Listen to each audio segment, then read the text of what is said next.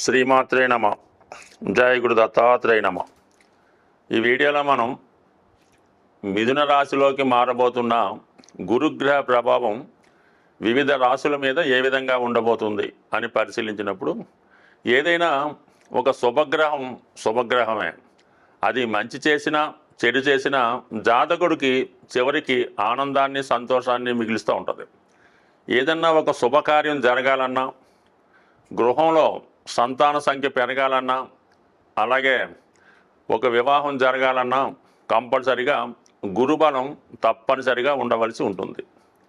నాడీ శాస్త్ర ప్రకారం గురువు జీవకారకుడు. గురువు ఏ రాశిలో ఉంటే ఆ కారకత్వాలు జాతకుడికి అనుకూలంగా రావడం జరుగుతూ ఉంటుంది.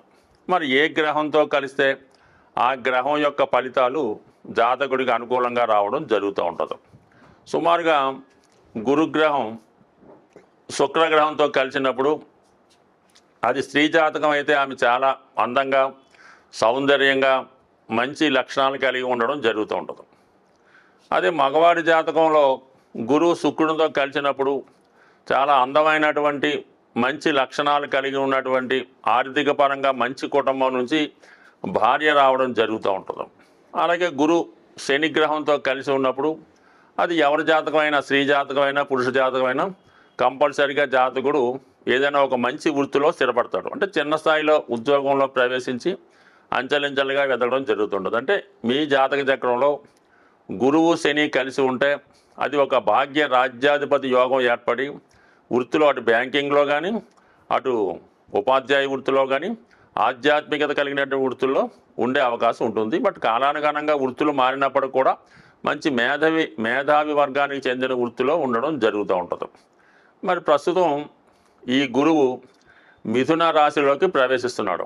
అంటే మిథునం అన్నది ఒక విధంగా చాలా ఎడ్యుకేటెడ్ సంబంధించింది, వ్యాపారానికి సంబంధించింది, విదేశ ప్రయాణానికి సంబంధించింది, కమ్యూనికేషన్ సంబంధించింది.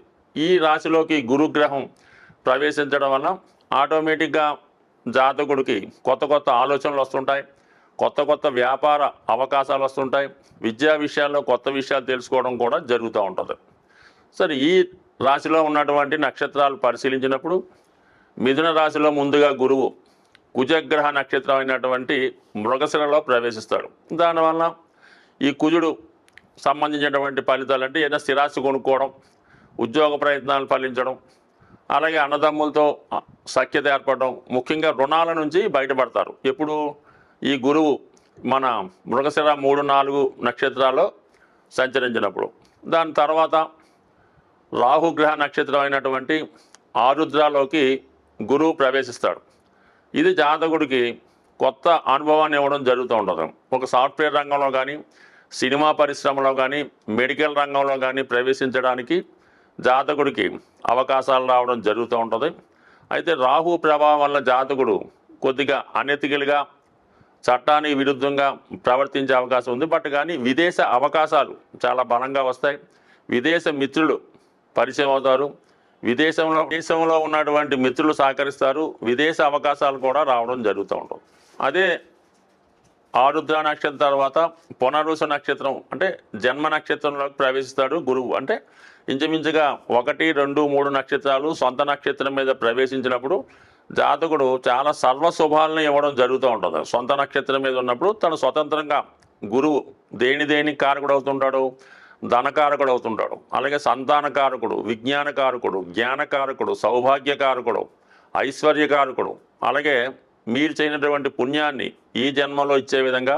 అంటే గురుగ్రహం అనుగ్రహం ఉంటే సాక్షాత్తు విష్ణుమూర్తి, దక్షిణామూర్తి, దత్తాత్రేయుడి యొక్క అనుగ్రహం ఉన్నట్టే జాతకుడికి కలిసి వస్తుంది. బట్ ఏదైనా ఈ గురుగ్రహ మార్పు మిథున రాశిలో ఉన్నటువంటి నక్షత్రాల్లో అటు ఒకటి మిత్ర నక్షత్రం, అలాగే గురువు సొంత నక్షత్రం. రాహు అన్నది కొద్దిగా ఇండీసెంట్ ప్లానెట్ కాబట్టి దానికి సంబంధించిన విషయాల్లో కొంతవరకు జాతకుడికి అనుకూలంగాను ప్రతికూలంగా ఉంటుంది. అది ఆ భావాలను బట్టి ఉంటుంది. కొంతమందికి అనుకూలంగా ఉంటుంది, కొంతమందికి ప్రతికూలంగా ఉంటుంది. అది మనం రాశుల గురించి ఏ రాశికి ఆ రాశి తెలుసుకున్నప్పుడు వారికి ఏ విధంగా ఉండబోతుంది అన్న విషయాన్ని కూలంకషంగా పరిశీలిద్దాం. అలాగే మిథున రాశి మిగతా రాసుల వారికి ఏ భావం అవుతుందో ఆ భావం వాళ్ళకి మంచి ఫలితాన్ని ఇవ్వడం జరుగుతుంటుంది. అలాగే మిథునం నుంచి తులారాశిని చూస్తాడు. అంటే తులారాశి కారకత్వాలు సినిమా పరిశ్రమ అనుకూలంగా ఉంటుంది, సాఫ్ట్వేర్ రంగం వాళ్ళకి బాగుంటుంది, అలాగే విదేశ ప్రయాణాలు చేస్తారు, కొత్త విద్య నేర్చుకునే ప్రయత్నం జరుగుతుంది. ఇంకా అలాగే కుంభరాశిని కూడా వీక్షిస్తాడు. ఇది సాధారణంగా ఏంటంటే కొత్త ఉద్యోగానికి ఆర్థిక పరంగా విజయానికి కూడా కారణం అవుతుంటుంది. అంటే ఇవన్నీ ఎవరికి ఏ భావం వస్తే ఆ భావ ఫలితం. అంటే ఈ మల్టిపుల్గా యాక్ట్ చేస్తాడు గురువు. ఎక్కడుంటే అక్కడే కాకుండా తను ఏ భావాన్ని చూస్తుంటాడో ఆ భావ ఫలితాలు కూడా జాతకుడికి గోచార రీత్యా అందించడం జరుగుతూ ఉంటుంది. అలాగే మళ్ళీ ధనుసు రాశిని వీక్షించడం వలన ఆ ధనుసు రాశి వారికి మిగతా ధనుసు రాశి ఏ రాశికి మిగతా రాశిలో ఉన్న వారికి వీళ్ళందరికీ కూడా అంటే గురువు మల్టిపుల్గా ఇంచుమించుగా అన్ని భావాలకి ఏదో ఒక విషయంలో మంచి ఫలితాన్ని ఇవ్వడం జరుగుతుంటారు. కాబట్టి ప్రతి ఒక్కరు కూడా గురువు యొక్క మార్పు కోసం చూస్తూ ఉంటారు. అంటే గురువు ఎప్పుడు మారుతాడో మనకు అనుకూలంగా ఉంటుందని ఎదురు చూస్తూ ఉంటారు. ఒక మంచి శుభముహూర్తం కుదరాలన్నా, అలాగే ఒక మంచి వివాహం సక్సెస్ అవ్వాలన్నా గురుబలం తప్పనిసరిగా ఉండాలి. మరి అటువంటి గురువు ఈ నెల 15వ తారీఖు నుంచి పూర్తిగా మిథున రాశి వారి మీద తన ఫలితాన్ని ప్రభావాన్ని చూపుతున్నాడు.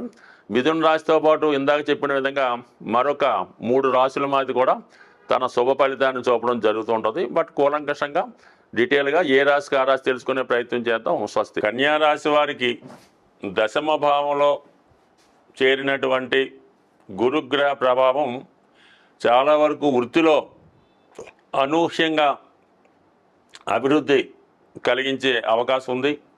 అలాగే వ్యక్తిగతంగా మీరు వృత్తిలో మీ యొక్క నైపుణ్యాన్ని పెంచుకొని కొత్త ఉద్యోగ ప్రయత్నానికి కూడా ఈ గురువు యొక్క స్థితి కారణం అవడం జరుగుతూ ఉంటుంది.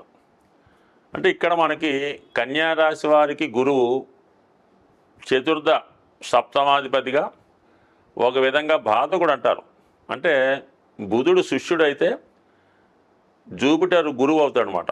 ఈ గురు శిష్యుల మధ్య ఉన్నటువంటి సంబంధం కొంతవరకు చాలా మంచి విజ్ఞానాన్ని జ్ఞానాన్ని ఇవ్వడం జరుగుతూ ఉంటుంది.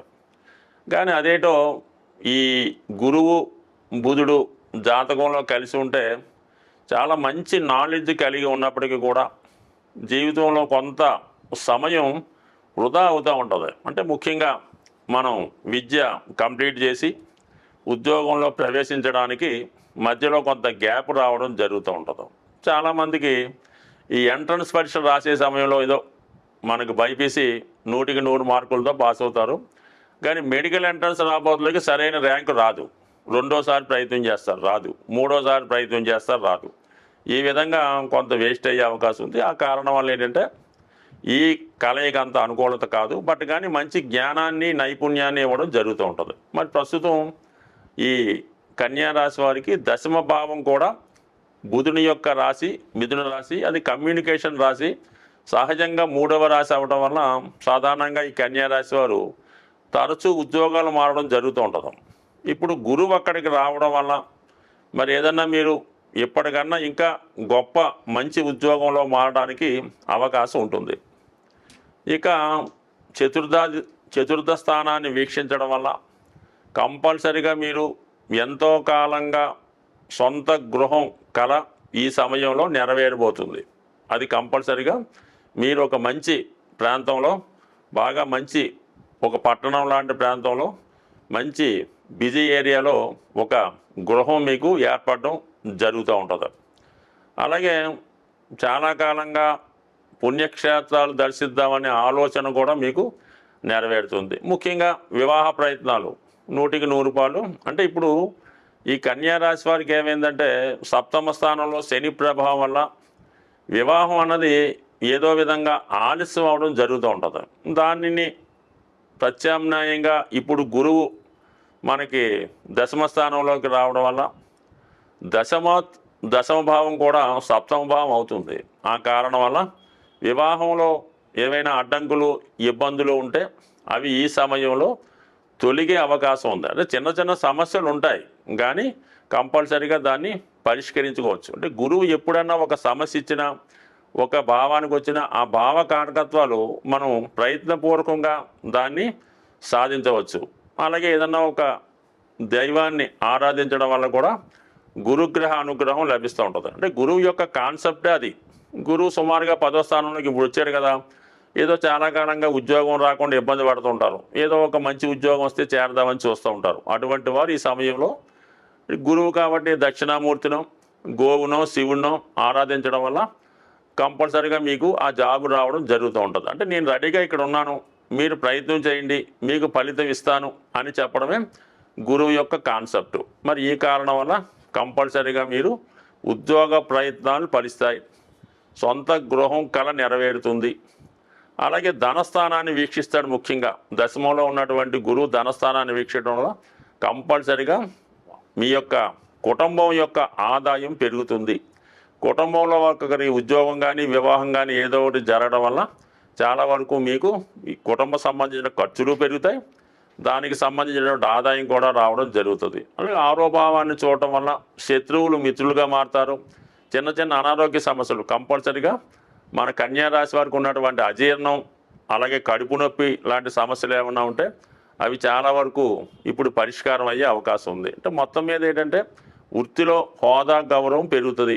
ఇవన్నీ కూడా కన్యా రాశి వారికి గురువు దశమ స్థానంలో ఉంటే ఏ ఫలితాన్ని ఇస్తాడో అదే రాశిలో ఉన్నా కూడా అదే ఫలితాన్ని మీరు పొందవచ్చు. కాబట్టి ఇప్పుడు మిమ్మల్ని మీరు సంస్కరించుకుంటూ ఒక మంచి మార్గంలో వెళ్ళడానికి గురుగ్రహ అనుగ్రహం మీ మీద సంపూర్ణంగా ఉండడం జరుగుతుంది. స్వస్తి. ఏదైనా ఒక గ్రహం ఒక రాశి నుంచి ఇంకొక రాశిలోకి మారినప్పుడు కొంతమందికి మంచిగాను కొంతమందికి చెడుగాను ఉండొచ్చు.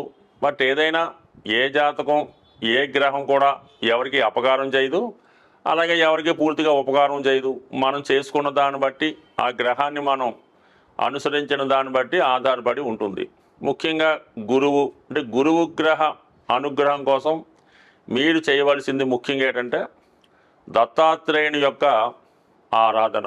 అంటే ఏదైనా గాన్గాపూరో పిఠాపురం లాంటి క్షేత్రాలు దర్శించడం, అంటే గురువుకి ప్రతిరూపమైనటువంటి సాయిబాబా గారు రాఘవేంద్ర స్వామి అలాంటి క్షేత్రాలు కూడా దర్శించడం.